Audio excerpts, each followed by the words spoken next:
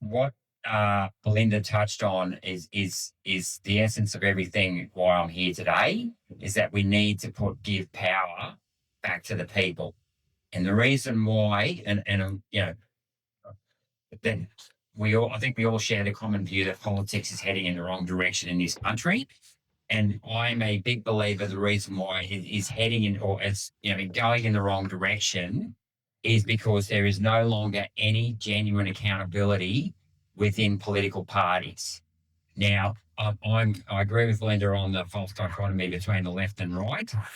It's all about and people first is all about empowering the individual and the families and standing up against the unrestrained authority of the institutions. And that's, of course, big government, big corporations, big media, and big super funds. And that's, look, any big organisation, it is the nature of the beast that you will tend to get the yes men climbing to the top. You will tend to get people turning a blind eye to their fiduciary duty, or when they see something going wrong, in order to save their job or to protect their job, because the people above them, will threaten them with their livelihood. So it's an interesting thing. My time in politics, I used to think that corruption, traditionally, most people think of corruption as big C corruption, whereby someone will give you a brown paper bag to do something, and you stash your brown paper bag somewhere, and you go and, you're basically taking money or something. And that's not, in my view, that is not the most insidious form of corruption. It's the small C corruption. And that is where you see something happening that isn't right, and you have an obligation to call it out, or in many cases, it's actually your duty or your responsibility in the role with the role you're in to call it out, and it's not being called out. Now, in a large organisation, this small C corruption happens a lot because people, they're put in situations, and we saw it in COVID. I mean, I've got many colleagues who knew of people who were vaccine injured, and many of my Senate colleagues at the time of in the Liberal Party had family members or themselves who were injured. I mean, one Liberal senator had his own son spend 2 nights in hospital with myocarditis. He's never actually, given a speech in the chamber or anything about that. Never said a thing. Right. And it's when people turn that blind eye. So that is the problem with large organisations, because, it's not really the brown paper bag you've got to be afraid of. It's that yellow pay slip that, and this is, and I'll touch on this later on. I mean, it's a function of today whereby we've got so much household debt. People can't afford to just give the middle finger to their boss and start a new job, because they've got so much debt they're going to lose their house, and their children might have a bed to sleep in. So that's the issue. So what we want to do is we want to improve accountability and transparency in government.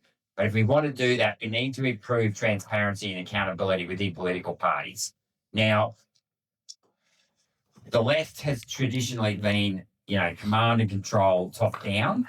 So most people that will join the Labor Party, and this is a generalisation, it's not always the case, they tend to accept the Labor Party structure, whereby, in my understanding of it, is I've been in the Labor Party, so correct me if I'm wrong, but a lot of the delegates and a lot of the MPs are actually chosen by the party machine rather than the actual party members. I think party members do get a say, but generally speaking, the party machine has a lot more influence than the party members. Now, in the Liberal Party and the National Party, traditionally speaking, the members have had the say, not the party machine. Now, what we've seen over the last decade, in particular inside the Liberal Party, is that the party members have less and less of a say. We've seen, this is my first event in Victoria, this was easy to explain in New South Wales, but the New South Wales Liberal Party, for example, is either holding pre-selections later, or they're holding them so late that they're not even having them, and they're protecting the incumbent members from actually having to face their membership, in regards to the decision they've made in Parliament.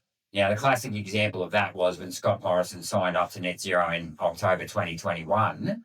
A lot of, New South Wales members never had to face, a lot of the New South Wales federal MPs never actually had to face their membership as to why, they went along and signed up to net zero, after saying in the 2019 election they weren't going to sign up to net zero.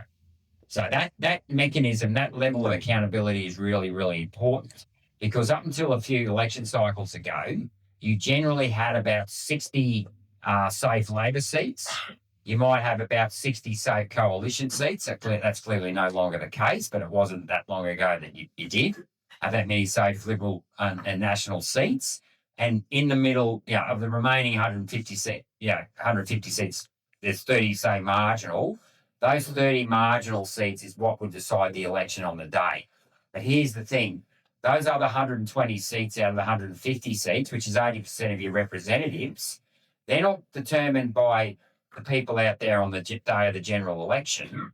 They're determined by the people like yourselves who are in a party in the pre-selection room.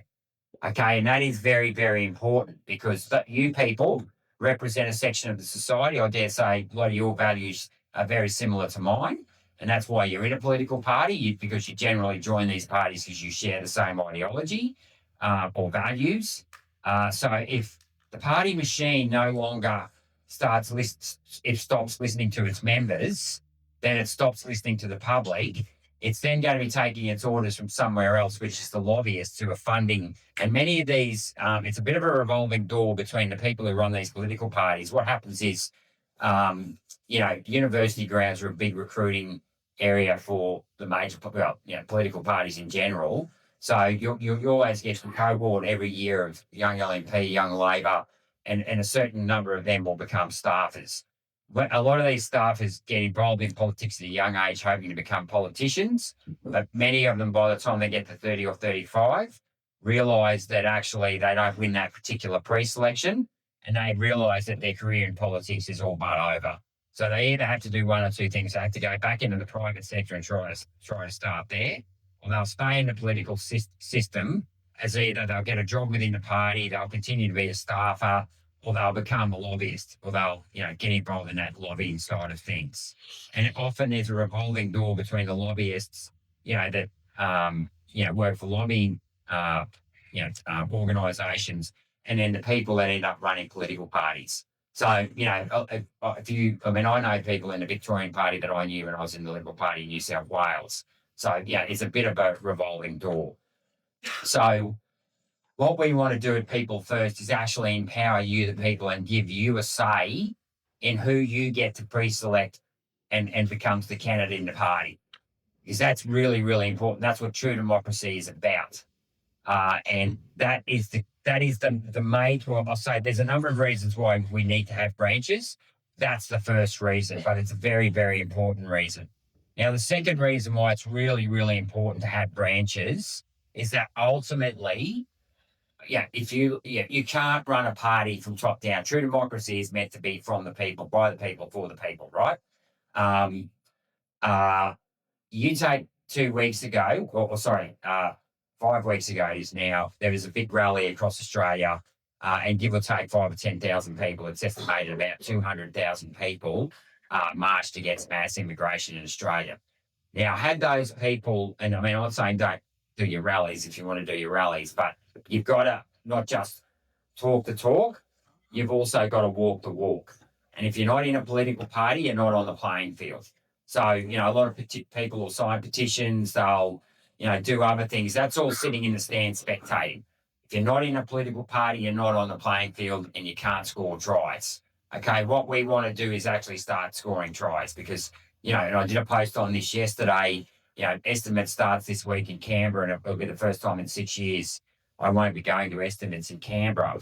But at the end of the day, I've realised, and those of you who followed the estimates clip realise it's a waste. It's all a performative art anyway, because ultimately the bureaucrats stonewall senators as it is.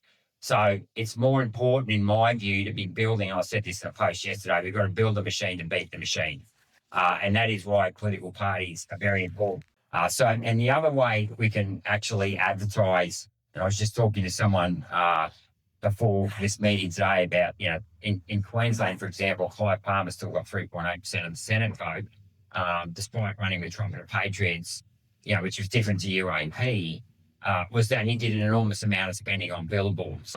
Now, so the fourth way you can advertise is obviously through just paid advertising. Yet again, as a minor party, we don't have the millions of dollars that the Liberal and Labor Party get, because the major parties, and I tried to point this out earlier this year when I was a senator, have rigged the system so that basically you need to get 4% of the vote to get any electoral funding. And they've increased the electoral funding from $3.38 per vote to $5 per vote for the next election in 2028, assuming it's a 2028. So that's an increase of almost 50%. And of course, the reason why they've done that is that their primary vote is collapsing. People are leaving the party in droves. So they're no longer getting, say, 50% of it. In the old days, taking a very simplistic point of view, Labor will get 50%, the Liberals will get 50% of the vote. They're now down to their low 30s, both of them. So in order to compensate for their own incompetence, they've just jacked up the amount of money the taxpayer is going to fund them. Now, as a minor party, we will be it's hard for minor parties to get greater than 4% of the vote.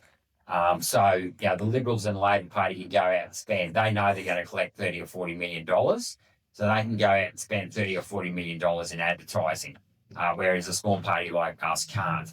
But yet again, if we go back to those numbers that marched a month ago, if you think what it cost to drive into the city, park your car, maybe get a bottle of water, you might have got an Uber into town, 200,000 people paying $50 membership instead of marching. I'm not saying don't march, and I'm not saying it doesn't serve a purpose, but that would have raised $10 million in 1 year. And if you paid your recurring membership for $50 over 3 years, you can raise $30 million.